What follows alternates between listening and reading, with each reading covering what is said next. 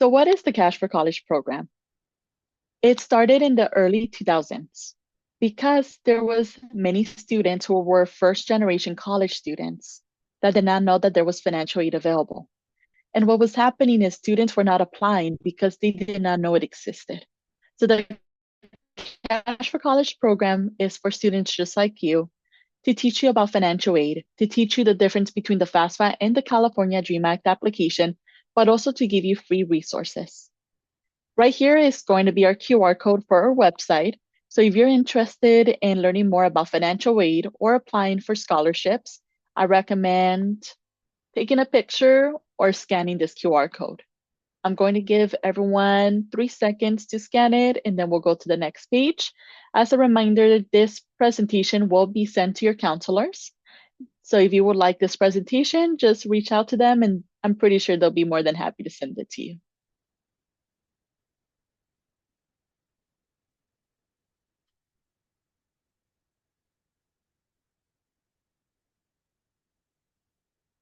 Perfect. Why is financial aid important?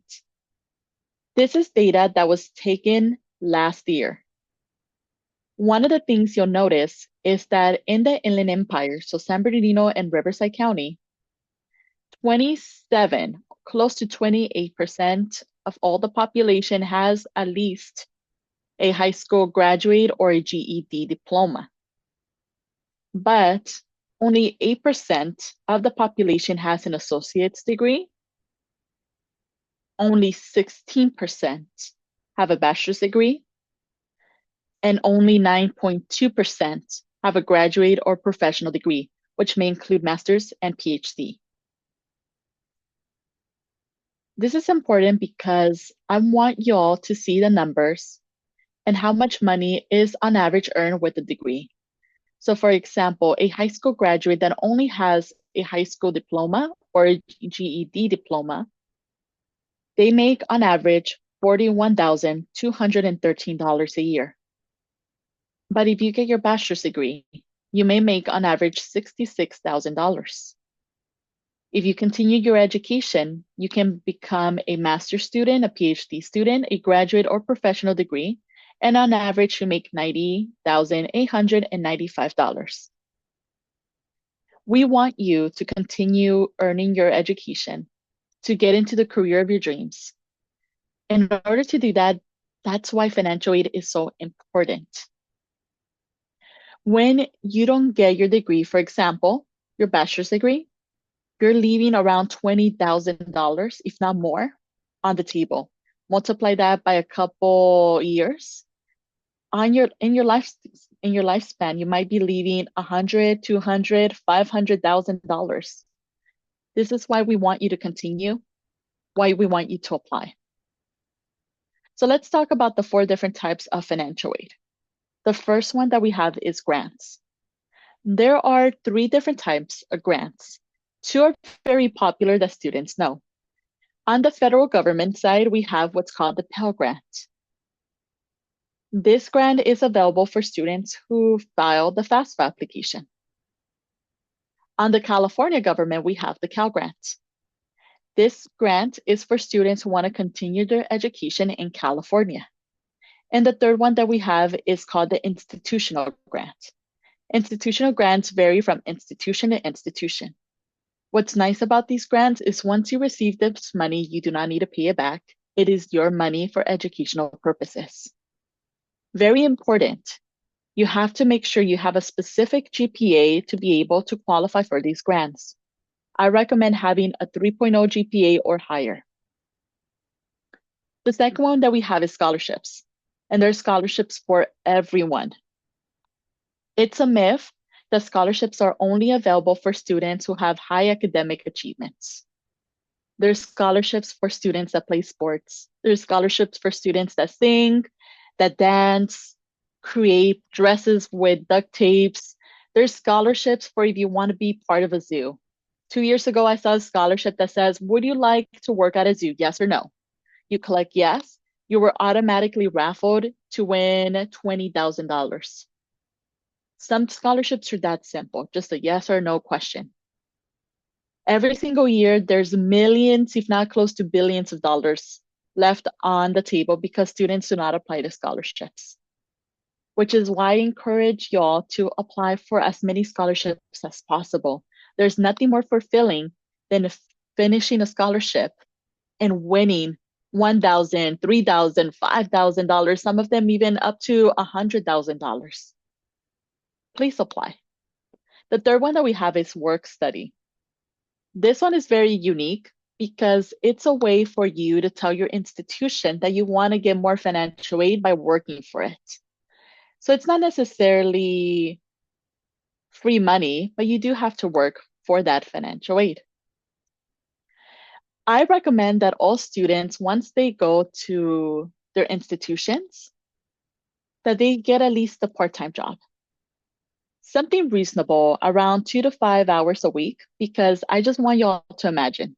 I know most of you are about to graduate high school, but just imagine you're about to graduate your institution of your dream. You just finished your UCs, your Cal States, or even your community colleges. You're about to apply for your dream job. When you apply, they're going to ask questions such as, do you have any work experience? If you don't have any work experience, it might be difficult for you to get that job. But if you do have work experience, you make yourself a more competitive student.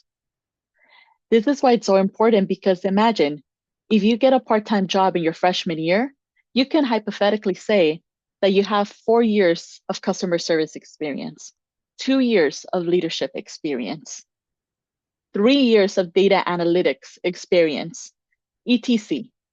That's why it's so important for students just like you to get a part-time job in your college or in your university to build that resume, but also make sure that it's reasonable and that you're putting your student classes first. The fourth one that we have is federal loans. This one is not free money. This is money that you do have to pay back. Oftentimes, you do have to pay back with an interest.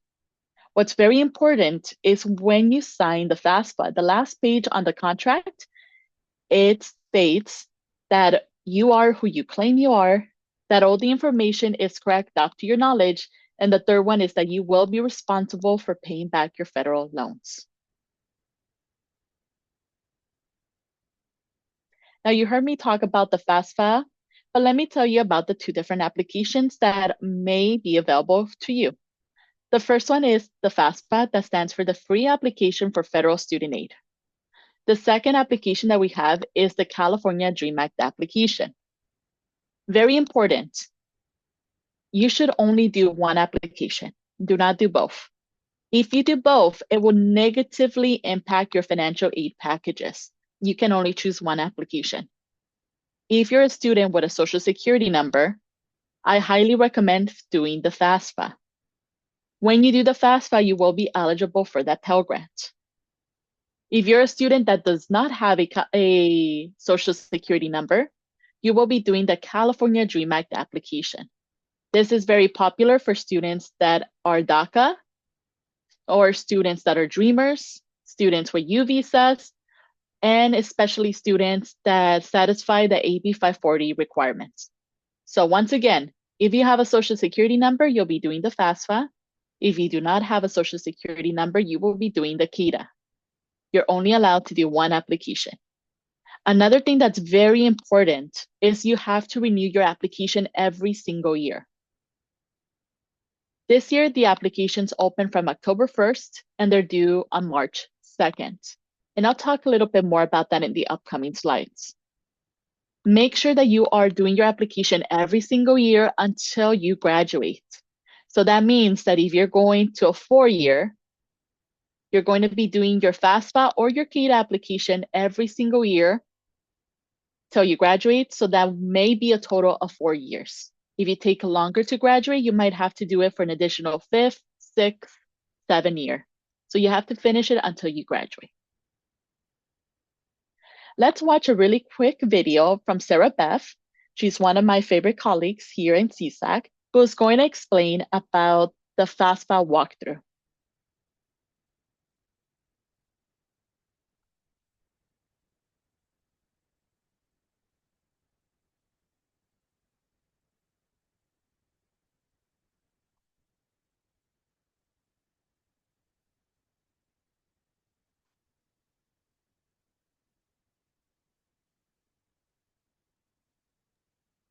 Julissa, I don't think we're hearing the sound on this one. Okay, give me one moment. Okay.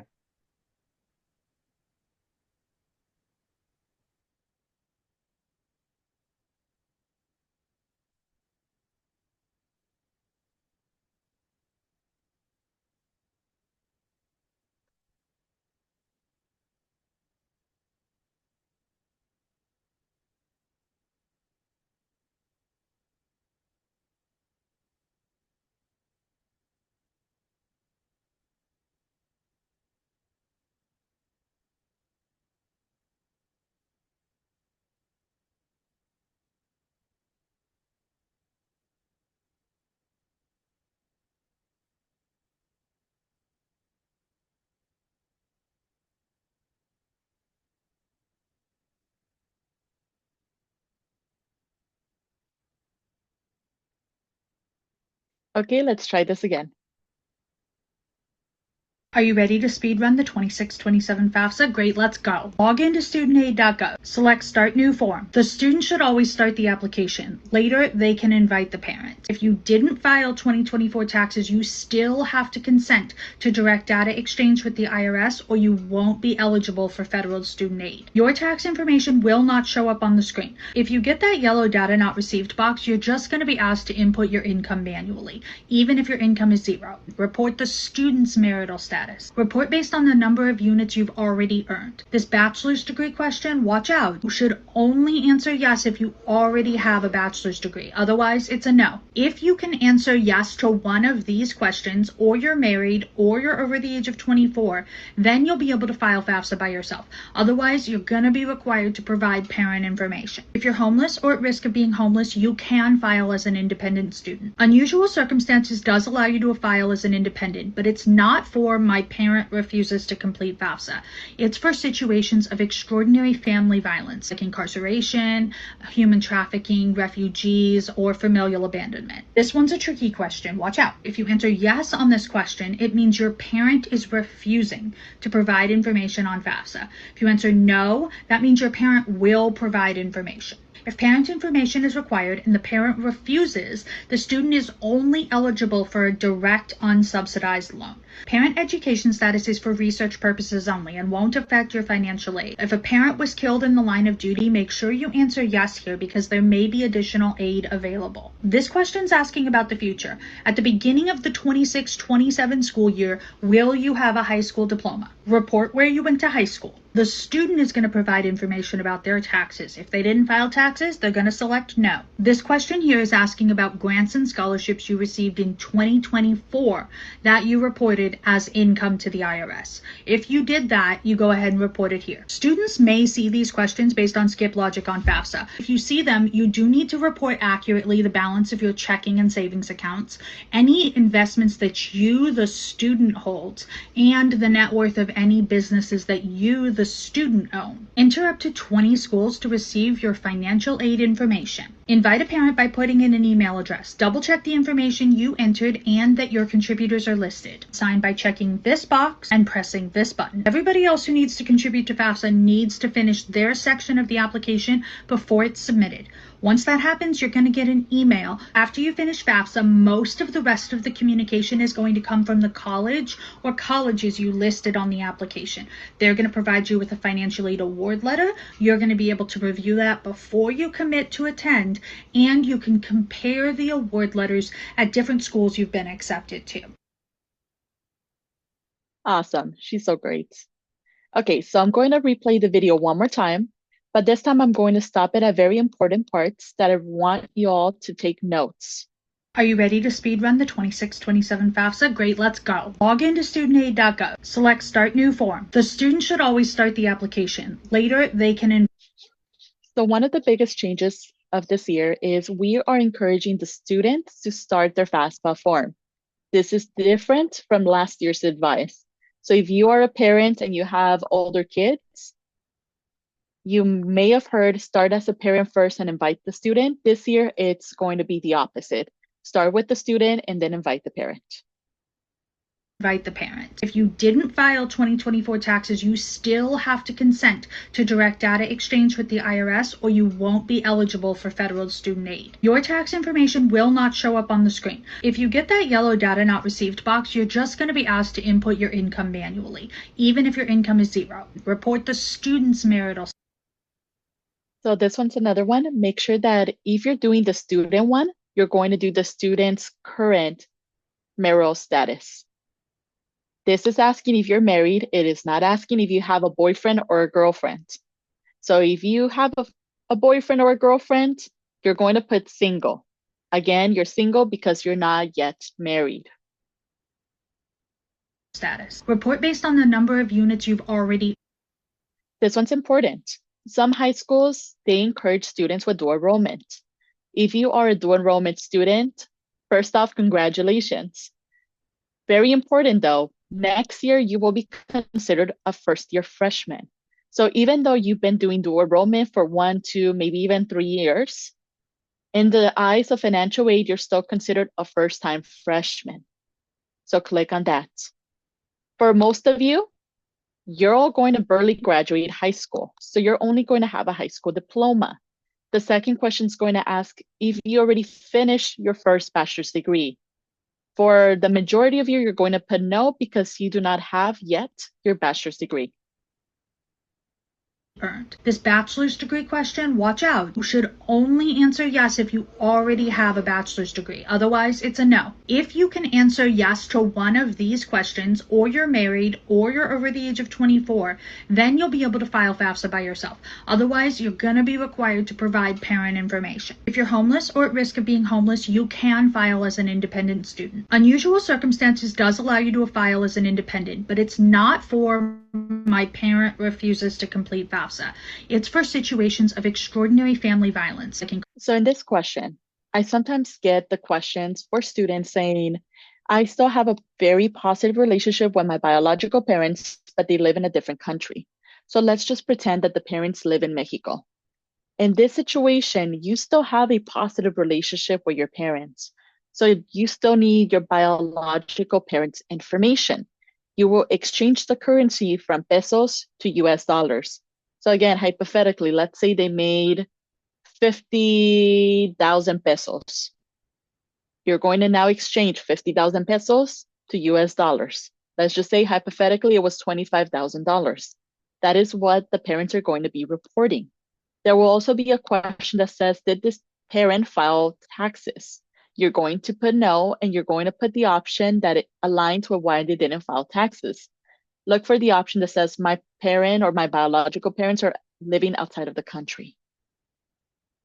This question is only saying if you cannot contact your biological parents due to an extreme or unusual circumstance, such as you're a victim of physical abuse, mental abuse, sexual abuse, you were abandoned, you don't know who your biological parents, or it's going to put you at risk to contact them. For the majority of you, you're going to be putting no. Incarceration, human trafficking, refugees, or familial abandonment. This one's a tricky question. Watch out. If you answer yes on this question, it means your parent is refusing to provide information on FAFSA. If you answer no, that means your parent will provide information. So this one is the most trickiest question that we have. Very important, students. If you're paying attention, please write this down. When you log into FAFSA, this question will automatically have no clicked on. If you want to be considered for financial aid grants, click no. If you only want loans, click yes. What this question is saying is, are your parents refusing to provide their information? If your parents are refusing, you're only eligible for loans. So in this case, it will be a yes. But if your parents are supporting you and they're willing to give you their information, click no, because once again, when you click no, you will be eligible for those financial aid options, if applicable. Once again, click no, if possible. Are you ready to speed run the line of duty? Make sure you answer for a direct unsend on FAFSA. If you answer no, that means your parent will provide information. If parent information is required and the parent refuses, the student is only eligible for a direct unsubsidized loan. Parent education status is for research purposes only and won't affect your financial aid. If a parent was killed in the line of duty, make sure you answer yes here because there may be additional aid available. This question's asking about the future. At the beginning of the 26-27 school year, will you have a high school diploma? Report where you went to high school. The student is going to provide information about their taxes. If they didn't file. This one is another important question. Students, you're all high school seniors, so you probably haven't done taxes or worked. In this case, you're going to put no. But maybe next year you will get that part-time job. And maybe next year you will file for taxes. So maybe next year you will put yes. So once again, if you did not work or you did not file taxes, you're going to be putting no. File taxes, they're going to select no. This question here is asking about grants and scholarships you received in 2020.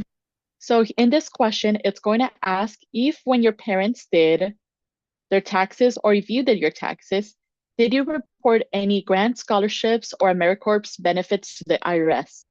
Most commonly, students don't report this. In this case, you're going to put 0. The next question, if you notice, it says foreign earned income exclusion. So what it's asking is, did you earn income outside of the United States? If you did not earn income outside of the United States, you're going to be putting 0.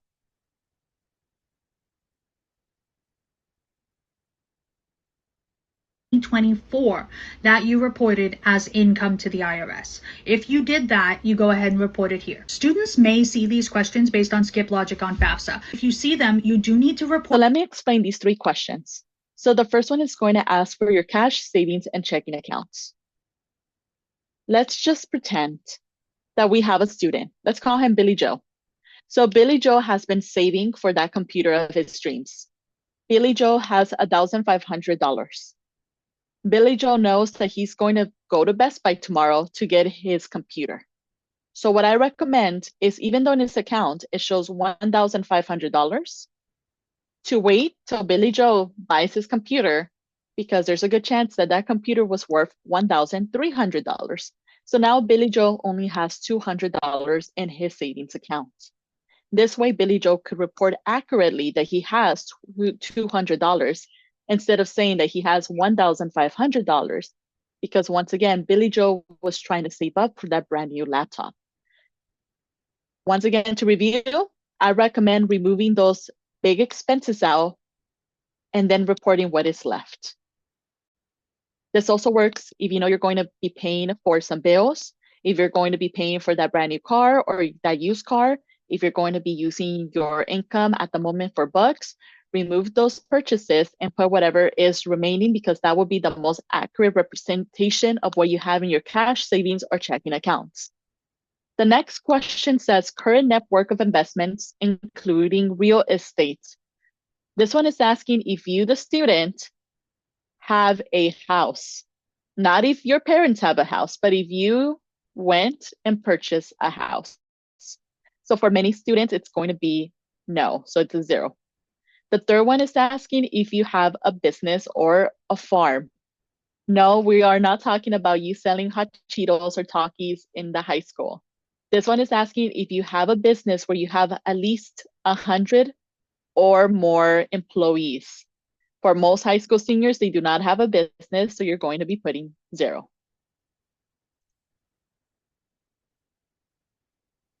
Are you ready to enter up to 20 schools to receive your financial aid information? Invite a parent by putting in an email address. And this is for our counselors. One of the things that we noticed from last year to this year is that last year was asking the parent's social security number, their full name, their email address to send that invitation. This year, it's only going to be the parent's email. So once again, students, when you get here, it's going to be towards the end. It's no longer at the beginning. You're just going to put your parents' email. You're going to send invite.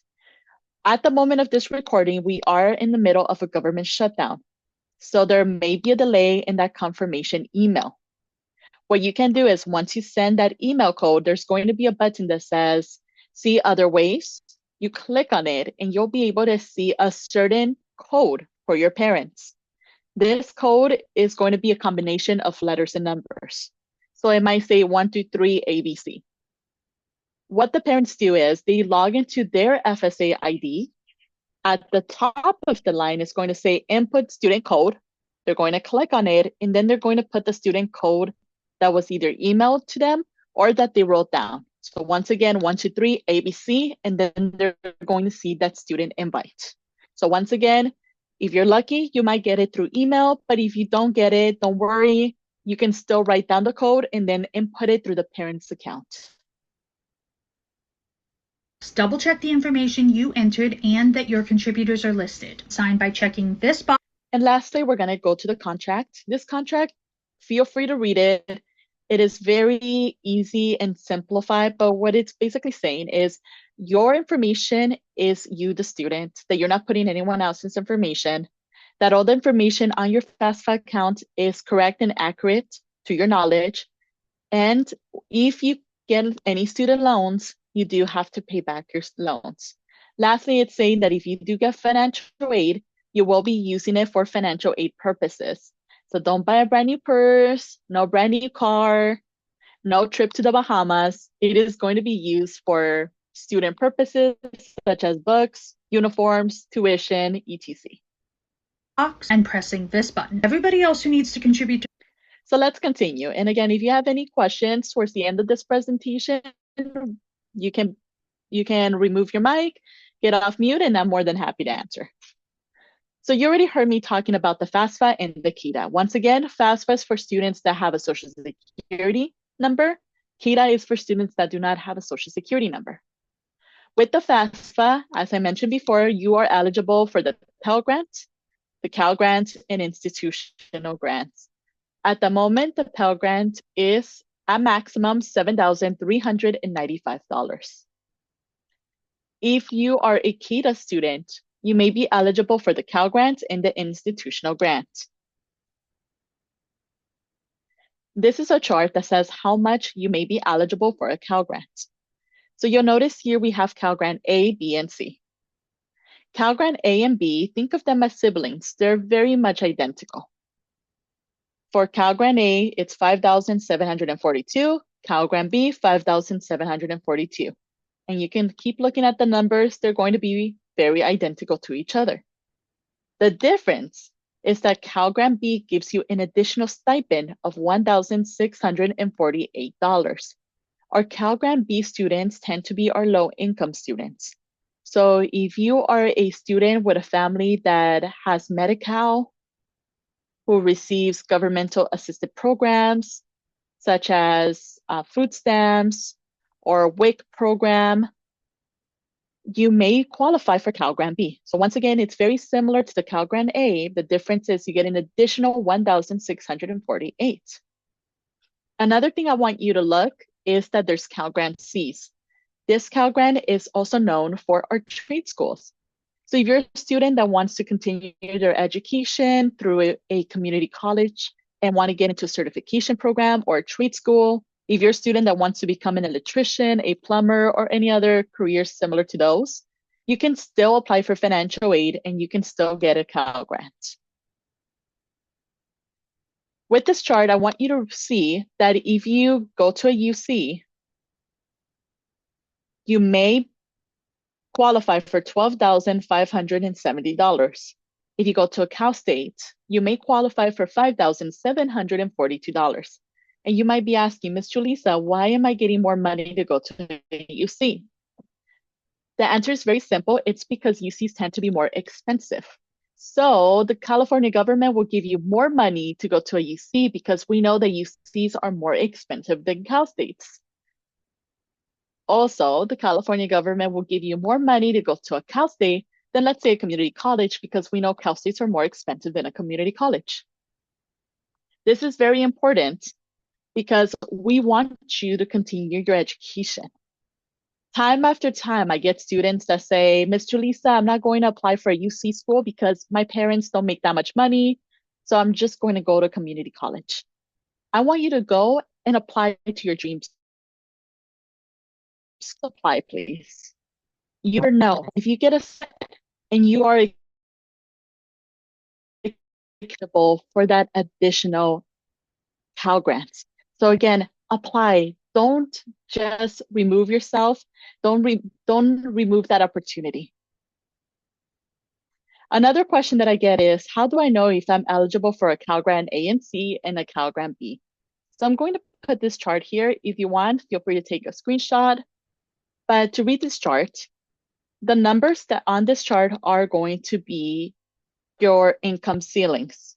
So if you notice, let's take the example of a family of 5.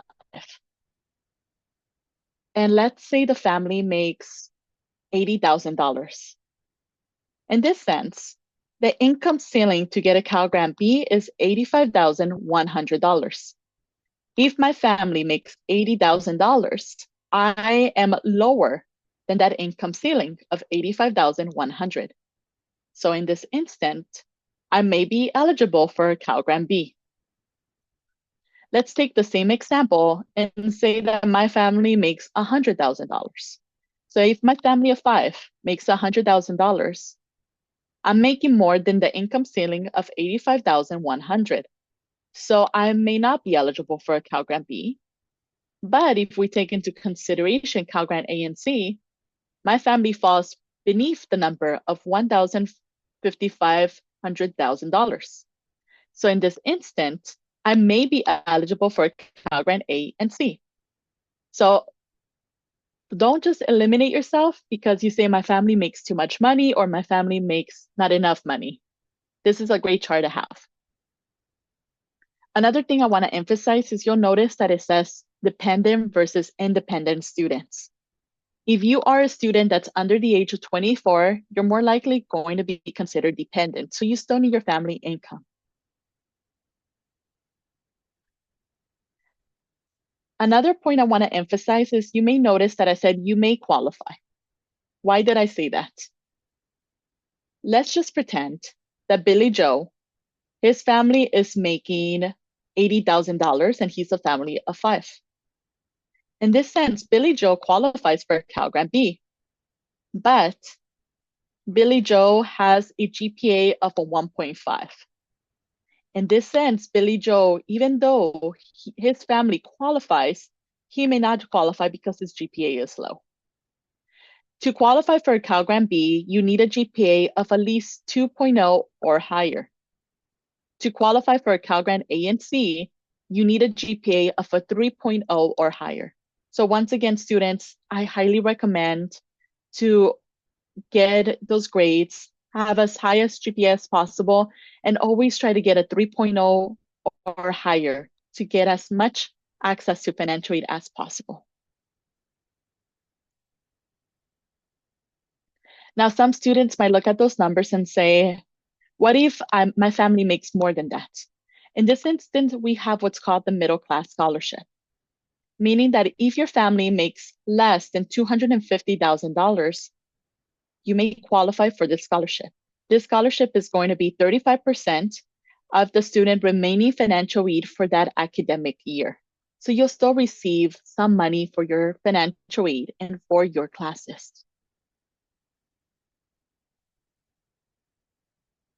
There's always scholarship available. Like I said before, you do not have to be academically talented just to apply for scholarships. So here are 2 great links. On the left side, I have scholarships for students who identify as Latino or Hispanic. And on my right side, under Immigrants Rising, this scholarship opportunity is available for everyone, regardless of documentation status, age, ethnicity, or gender. So do me a favor, take a screenshot or scan both of these QR codes. They're great because they're constantly being updated. And some of these scholarships could be as high as $60,000. So I'm going to give everyone 5 seconds to scan, and then we'll continue this presentation.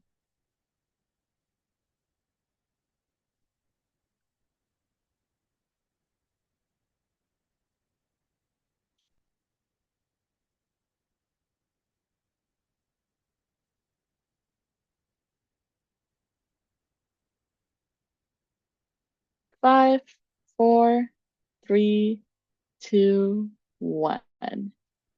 Perfect. As a reminder for our students that came in a little late, the FAFSA and the CADAA application are opened. They open on October 1st. They are due by March 2nd. Very important. Make sure that you finish this financial aid as soon as possible.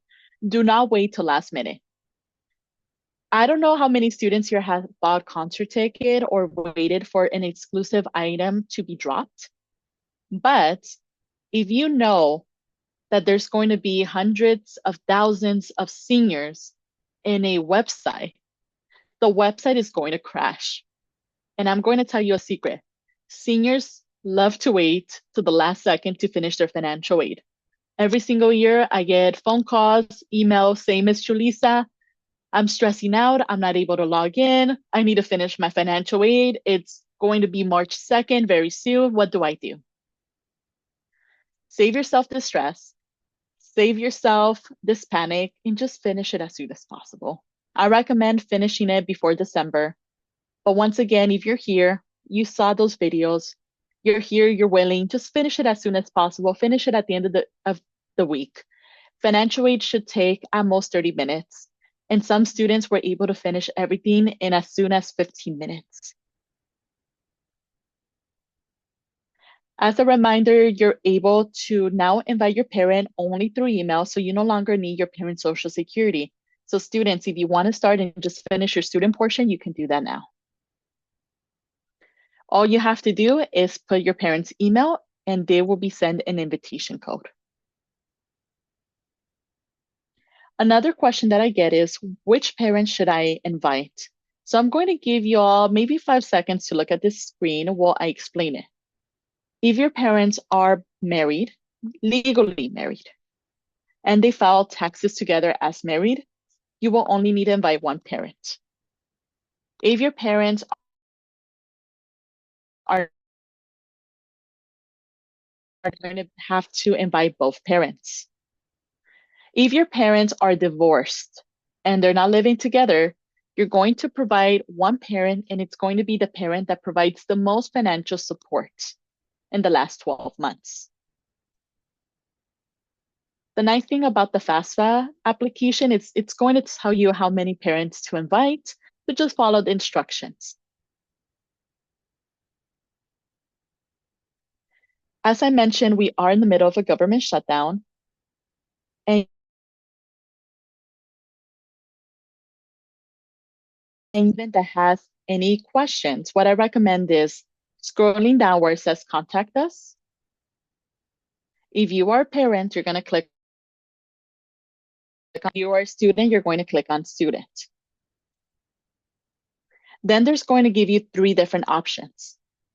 Option 1 is going to be the live chat.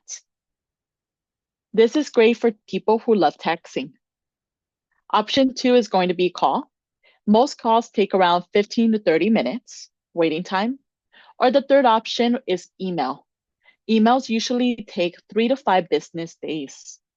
So once again, you have the option of choosing which is easier for you to communicate with the FSA.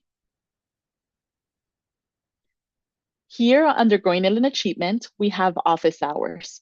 So if you're a student that needs additional help, or you want to do this together with a professional or with a Spanish-speaking individual, we're more than happy to help you out. And these office hours are free, and everyone in our staff are CSAC certified for financial aid. So let's do a really quick quiz. Do me all a favor, just put your answers on the chat. All right? What below is not free money for college?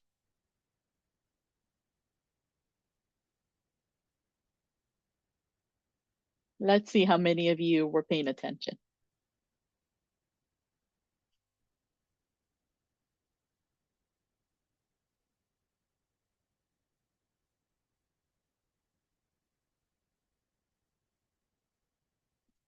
Okay, let's see.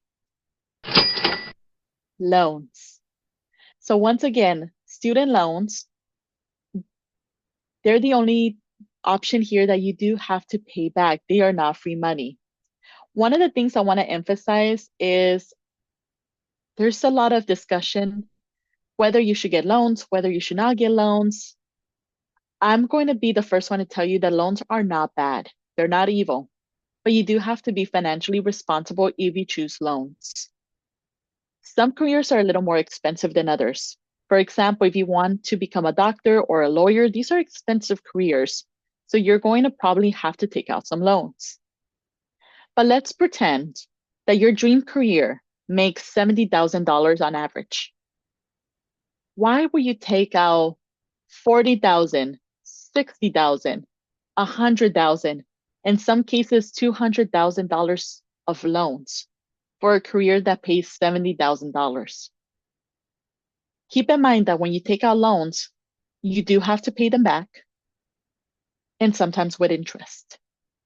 So be financially responsible and make sure that if you do have to take out loans, take the loans that you feel confident enough paying back. So once again, if your career is making $70,000 and I was a student, I will feel comfortable maybe taking out $5,000 per year. And that's my max. If I need more money, then I would recommend applying for scholarships or going to your local financial aid office, making an appointment, and discussing what other financial aid might be available to you. Let's do another question. Scholarships are only awarded to students with high academic achievement. Put your answers in the chat.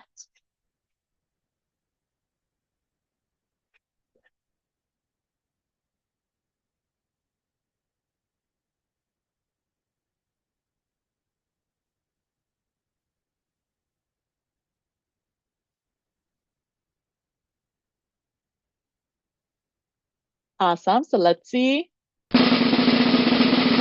False.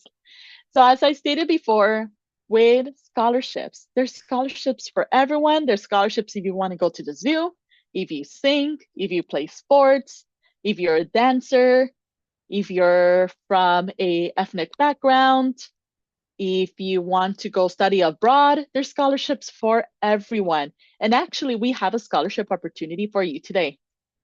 So if you made it towards the end of this presentation, first of all, thank you for being here. Thank you for investing in your future. And do me a favor, there's going to be this QR code, scan it with your cell phone. This QR code is a CSAC survey. It should only take 5 minutes. They're going to ask you questions such as what's your full name, what's your school, and to input your email address and other little questions just like that. When you submit this survey, you will be entered in a raffle to win a $1,000 scholarship. Every single year, we give $40,000 of scholarships. And actually, we had at least, I want to say, 3 to 4 winners from this high school last year. So once again, scan it. You never know. You might be one of the lucky winners to win that $1,000 scholarship. And while everyone is scanning it, at this time, feel free to unmute yourself, and I would love to answer any questions that students have.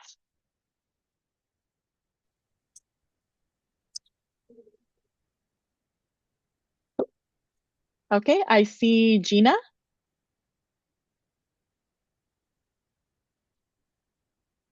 So Gina Molina, feel free to unmute yourself. Yes. Okay, thank you. Can they still apply? Sorry, Gina, it sounds a little cut off. Do you want Can you to hear put me? your question in the chat? Sure. Or can you hear me better now?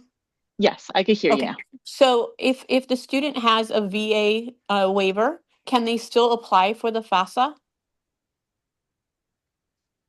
If a student has a VA waiver. Yeah, for the veterans. Oh, got Disability. it. So yes, all students can apply for the FAFSA and the CADAA. That is actually a graduation requirement. So even if your student has a VA waiver or they do not, I highly recommend applying for financial aid in regards to either the FAFSA or the California DREAM Act application. Perfect. Thank you. My pleasure. Hello, this is Mr. Manohar. I have 2 questions. Okay. Is the income limits based on the gross or actual net, or is the AGI? That's one question. Okay. And also, can you show us the slide that you had income limits? There were two Yes. slides. Do you want to see the slide of the Cal Grant or the middle class? Cal Grant and middle class, Okay, both. Let me do that here. so that I can take a screenshot of it.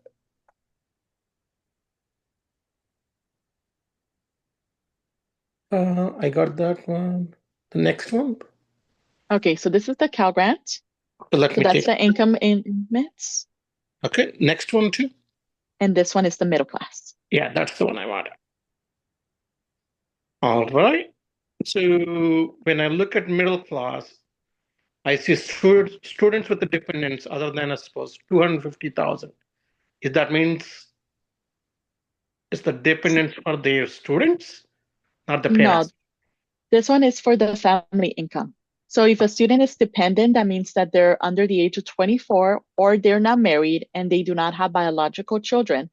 They will still need the income of their parents.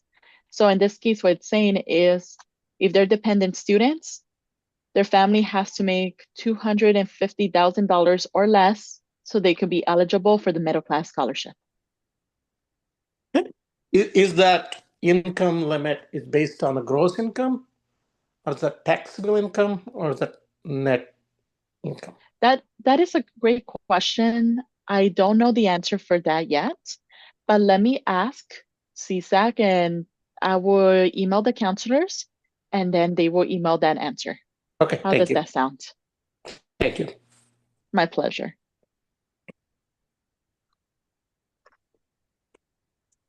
Hi, Julissa. Can you hear me?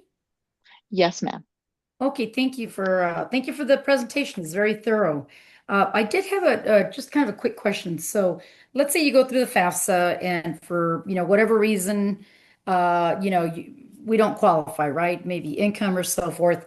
Is it true? Because I know that you'd mentioned the student can put up to 20, colleges or universities. Is that correct? Correct. Under FAFSA? Okay.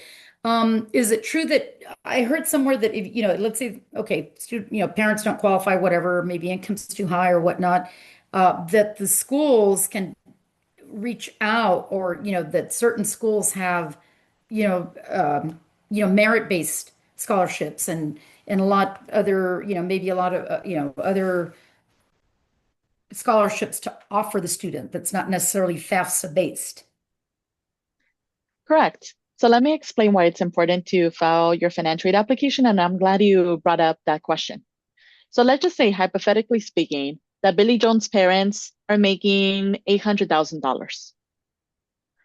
In this case, Billy Joe may not qualify for financial aid, but I will still ask him to do his FAFSA or his CADAA application. Think of applications as a purse. Let's say Billy Joe went and applied for a scholarship under Coca-Cola or Pepsi. These scholarships tend to be $50,000 to $100,000. And let's say Billy Joe got that scholarship. So congratulations, Billy Joe, he just received a $100,000 scholarship. And Billy Joe knows that with that scholarship, it's going to be able to pay for at least 1 to 2 academic terms. If Billy Joe did not finish his financial aid application, most of these companies cannot give Billy Joe directly $100,000. It has to go through the institution. And the institution may have some complications to give Billy Joe the money because he did not finish his financial aid application. So what I tell students is apply for financial aid. Even if you aren't eligible for financial aid, you have a financial aid portal.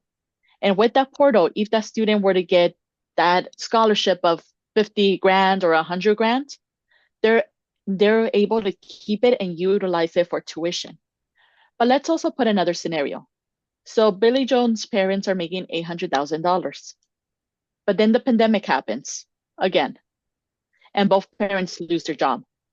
In this case, Billy Joe went from an upper middle class to now potentially being considered low income because his parents are not working. If Billy Joe finished the financial aid application, then he's able to go to the financial aid office, and the financial aid office is able to adjust his income based on supporting documents. So maybe Billy Joe wasn't able to apply for financial aid, but because both of his parents are now without a job, Now Billy Joe is going to be able to qualify for a Cal Grant B, hypothetically speaking.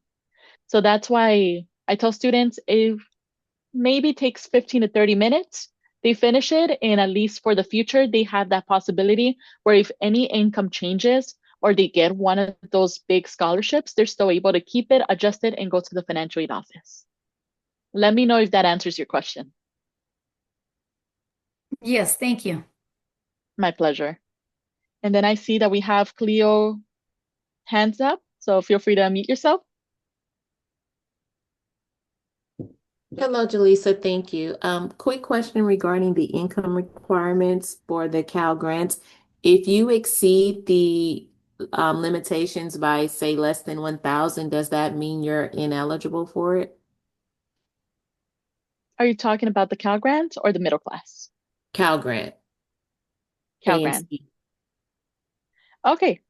In that case, what I recommend is making an appointment with your financial aid and letting them know. Most of the times they're able to work with you and adjust your income with supporting documentations.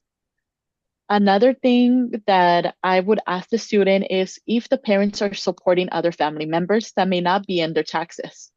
So let's just take into consideration there's a family of 5, mom, dad, and 3 kids. But under the household, the parents are supporting the grandparents, grandma and grandpa. Grandma and grandpa do not work, but they're still living in the family. The family's providing rent, bills, food, and other living expenses. In this situation, the family may add, if they have enough documentation and verification and proof that they are supporting grandpa and grandma as a family size. So now that family is no longer a family size of 5, now they're a family of 7. So in this case, that might help with the income requirements. Now keep in mind that some colleges may ask for verification. So make sure that if you do add these family sizes, such as grandpa or grandma, or maybe half kids, or a cousin that you're supporting, etc., that you have enough proof in case these colleges do ask for that extra documentation. Okay. Thank you very much. My pleasure. And then I see Adrian raise his hand.